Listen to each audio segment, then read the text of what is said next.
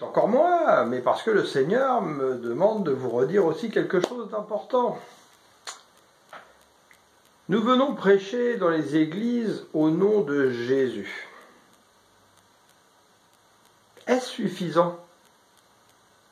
Peut-être que le voisin de Jésus de Nazareth s'appelait aussi Jésus, Yeshua. Yehoshua. Parce que des Jésus, il y en avait plein. Hein. Il y en a plein au Mexique aussi, des Jésus. Au Portugal aussi, il y a beaucoup de Jésus. Non, c'était Jésus de Nazareth qui a été fait Christ, celui qui a été annoncé. Amashia, le Messie, le Shiloh, le bras de l'Éternel. C'est pas n'importe quel Jésus. Alors c'est Jésus, le Christ. Parce que le Christ, c'est quelque chose qui est rattaché à lui, c'est sa fonction. Donc pensons à dire en église justement Jésus, le Christ. Parce qu'il y en a plein qui vont prêcher au nom de Jésus, comme il nous l'a dit, mais qu'il ne connaîtra pas. Par contre, je pense que quand on prêche au nom de Jésus, le Christ, il nous connaît. Parce que nous connaissons son nom. C'est pas n'importe quel nom. Et c'est pas parce que dans la Bible on a mis Jésus avec un petit tiret Christ que c'est vrai, hein. Parce que qui a inspiré la parole? Ben c'est Dieu. Mais qui l'a écrit? Qui l'a transcrit? Des scribes? C'est marqué, c'est dans la Bible, c'est marqué Jean-Baptiste. Et pourtant, mon esprit, même depuis le départ, m'a toujours fait lire Jean le Baptiste. Parce que Baptiste, c'est pas son prénom, hein. Il y a plein d'enfants qui s'appellent Baptiste aujourd'hui. Mais non, sa fonction, c'est pareil. C'est le Baptiste, celui qui baptise. L'esprit doit vous conduire dans tout cela. C'est important. Vous connaissez l'histoire du téléphone arabe? Ah, il y a Gilles qui est venu me voir ce matin. Hein. Il parlait de Robert, tout ça. Et puis j'ai vu un petit sourire en coin sur lui. Je sais pas, j'ai pas compris. Puis celui à qui on a raconté ça, il va aller le raconter à un autre. Ah, tu sais, il y a Gilles qui est venu voir Michel ce matin. Ouais, il avait un petit sourire en coin. À mon avis, il se foutait de sa gueule. Hein. Et puis, celui qui a raconté, là, il va me dire, François, salut, tu sais, au fait, il y a Pierre qui m'a raconté que Gilles est venu voir Michel, et il s'est carrément foutu de sa gueule. Hein. Franchement, on voyait vraiment qu'il y avait du mépris dans son visage. Hein. Waouh! Vous avez vu la différence du départ jusqu'à la fin? C'est le téléphone arabe, parce que c'est passé par plusieurs bouches, par plusieurs choses. Alors, qu'est-ce qui doit vous conduire? L'esprit, quand vous lisez la parole. Et qu'est-ce que l'esprit vous témoigne? Il va venir faire des petites corrections, là où se sont glissées des mains d'hommes. Alors vivez en esprit pour ressentir l'esprit de la parole. Et arrêtez de dire, non, moi je prends pas, c'est pas dans la Bible. Même dans les évangiles apocryphes, vous les avez lus?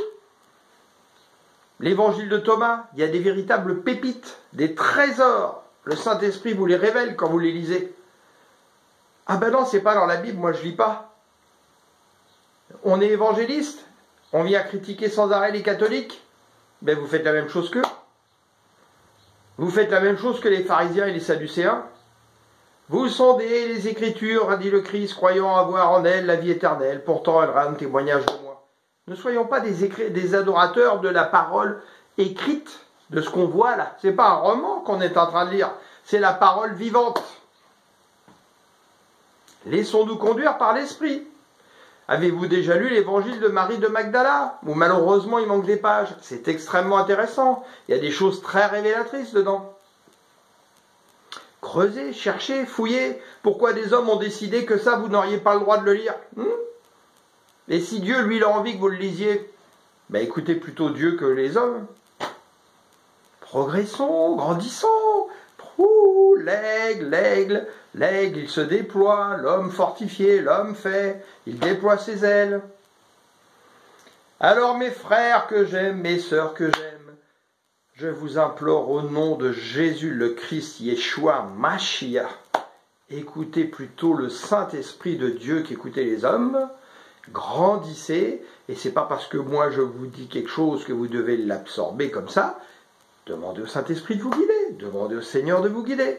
Et faites selon ce que le Saint-Esprit vous guidera dans votre cœur.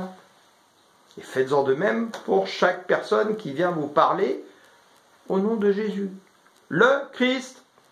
Alléluia, gloire à toi Seigneur, tu es merveilleux. Vous savez quoi au fait?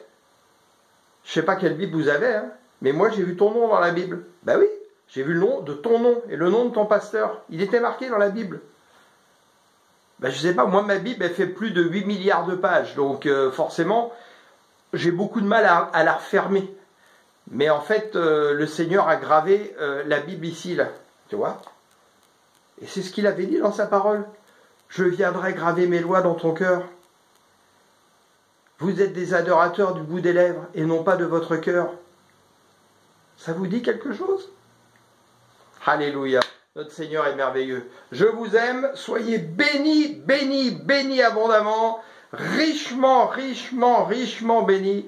Et vraiment que le Saint-Esprit, l'effusion du Saint-Esprit vienne toucher votre esprit, pénètre votre cœur avec ses flèches d'onction au nom de notre Seigneur, le Seigneur des Seigneurs, Jésus le Christ, car il est vivant.